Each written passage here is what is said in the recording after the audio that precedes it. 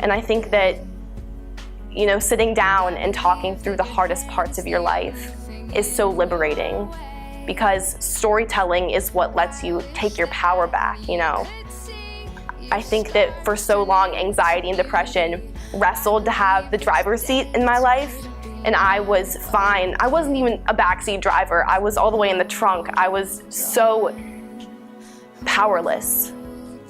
But by sitting down and telling my story and deciding not to be ashamed and deciding not to be afraid, and I think that changing that narrative, that asking for help is brave, because the hardest thing to do is to admit that you can't do it alone.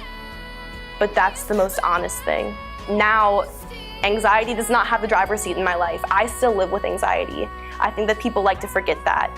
They like to look at someone who, has had redemption and who has come back from darkness and say, oh, well, you're done struggling. But the reality is I still have panic attacks. And there are still hard moments and hard days and hard weeks. But the difference is that I have power and I've taken it back. And not a day goes by that I don't say to myself, I'm so glad that I'm still here. Because if telling my story can help one sixth grader realize that they don't have to sit in their room and cut themselves because they don't know how to feel. If telling my story can help one person realize, maybe there is a future beyond this. Maybe my tunnel vision isn't as tunneled. Maybe there is light left.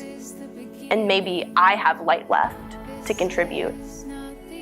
You don't build character from the easy moments. You build it from the hard ones and from the darkness. And the only thing that my darkness has done for me is make my light now much brighter. So I do live with anxiety, and I have struggled with depression, and I have been hospitalized twice in my short 18 years of life for suicide attempts. But I'm so glad to be alive today.